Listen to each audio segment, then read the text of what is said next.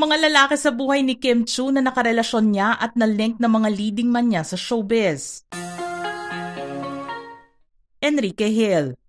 Minsang naintriga noon si Enrique at nabalitang nanligaw siya di umano kay Kim Chiu. Kasabay ito ng kasagsagan ng balitang mayroon ng namumuong pag-iibigan sa pagitan ni Kim at Sian Lim na hindi naman nila inamin. Kaya naman ang nasabi ni Sian tungkol sa issue ay okay lang kung magkagusto o manligaw si Enrique kay Kim. Wala siyang magiging sama ng loob dahil kaibigan din naman niya si Ken. Pero paglilinaw ni Enrique, hindi niya pinormahan si Kim. Una silang nag-meet sa Cebu noong ginagawa ni Kim ang My Binondo Girl. At si Ken naman ay may show sa nasabing lugar. Inamin din niya na hindi sila nag-uusap kahit every Sunday silang magkasama sa ASAP. Pero nagawa nila iyon sa Cebu. Magkaibigan lang din silang dalawa at minsan ay magka-text. Robbie Domingo. Aminado naman si Robbie na ang long-time celebrity crush niya ay si Kim Chiu. Kaya naman ang magkatrabaho silang dalawa bilang host ng The Voice Kids Philippines, na ilang ito sa aktres. Sinabi pa ni Robbie na awkward ang pakiramdam niya lalo na noong may pictorial sila. Hindi niya malapitan ng basta si Kim at binibigyan niya ito ng respeto. Kim Chiu fanboy kasi si Robbie. Ang nakakatuwa pa nito, katatapos pa lang niya lumabas sa PBB House, binalak niyang lapitan si Kim Chiu at aminin ang kanyang feelings nang malaman na naghiwalay na sila ni Gerald Anderson. Pero hindi niya ito ginawa. Nagkatrabaho naman silang dalawa sa isang serye noong 2008 sa pamamagitan ng My Girl. Coco Martin. Minsan ding nagkaroon ng pagkakataon na magkatrabaho sina Coco at Kim sa isang proyekto sa ilalim ng ABS-CBN. Naging maganda naman ang kanilang working chemistry. Pero hindi lahat ay naging perpekto para sa kanilang dalawa. Minsan na rin kasi silang nagkaroon ng tampuhan. Maraming beses silang dumaan sa mga hindi pagkakaintindihan. Matatandaan na nagkasama na sila noong 2010 sa seryeng Kung Tayo'y Magkakalayo bilang magkapatid. Inamin ni Coco na bago nila gawin ang seryeng Ikaw Lamang noong 2014 ay nakapag-usap na silang dalawa ni Kim at naayos ang gusot ng misunderstanding nila. Kaya naman sa pagsasama nilang dalawa sa nabanggit na serye, naging smooth ang kanilang mga shooting sessions. Sam Milby.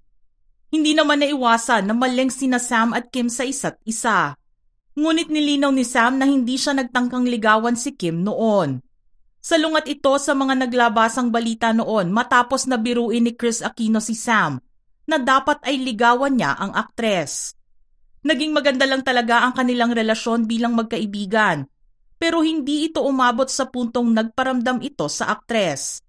Ani Sam, maganda siya, mabait talaga. Si Kim, any guy would be lucky na maging girlfriend siya. Alam mo naman na faithful siya kung siya ang maging girlfriend. Friends lang kami. Hindi ibig sabihin na walang pwedeng mangyari. Pero ayaw ko na to put any color to what we have. Kasi talagang friends lang kami. Simon Atkins. Taong 2011 ang mabalita naman ang tungkol sa paghanga ng De La Salle Green Archers basketball heartthrob at modelo na si Simon Atkins kay Kim Chiu.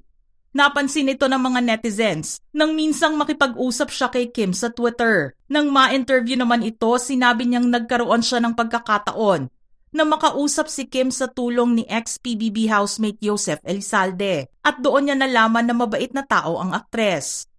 Natanong naman si Simon kung gusto niyang ituloy na manligaw kay Kim. Sinabi niya na friendship lang ang hanap niya kay Kim dahil alam niyang katatapos lang ng relasyon nito kay Gerald Anderson. At hindi alam kung handa na ito para sa isa pa. Bilang basketball player naman, huling naglaro si Simon para sa Makati Super Crunch sa Maharlika Pilipinas Basketball League o MPBL. Enchong D. Isang pag-amin naman ang ginawa ni Enchong nang minsan itong ma-interview noong 2021. Sinabi niya na kamuntik na niyang niligawan si Kim Chiu at alam ito ng aktres. Ani Enchong, minsan niyang biniro si Kim at sinabing siya talaga ang dream girl ng aktor.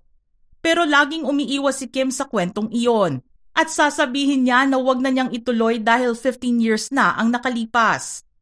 Nagkasama sila noong 2008 sa seryeng My Girl sa ABS-CBN. Gayunpaman, hindi man natuloy ang pag-iibigan nilang dalawa na natili naman silang magkaibigan. May ilang beses na ring nakita ang dance production collab nilang dalawa sa ASAP.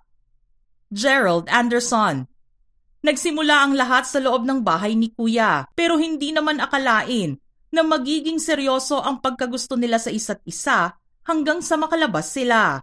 Dahil maraming sumubaybay sa istorya nilang dalawa sa PBB House, ginawa ng management na ilagay sila sa isang love team at sila ang pinakamatagumpay na love team noong panahon nila. Maraming proyekto ang kanilang pinagsamahan at lahat ng ito ay kumita, kaya naman naging sikat ang pangalan nilang dalawa. Pero hindi inaasahan na maghihiwalay sila at matatapos din ang kanilang love team. At dahil kay Gerald ay nasira din ang relasyon ni Kim at Maha Salvador bilang magkaibigan. Lumipas ang ilang taon bago sila nagkabating muli. Ipinagbunyi naman ng Kimerald fans ang reunion teleserye project nila na Ikaw Lang Ang Iibigin na ipinalabas noong 2017. Hindi man masabi na magkaibigan na sila ngayon, pero maayos na ang lahat sa pagitan nilang dalawa. Sian Lim.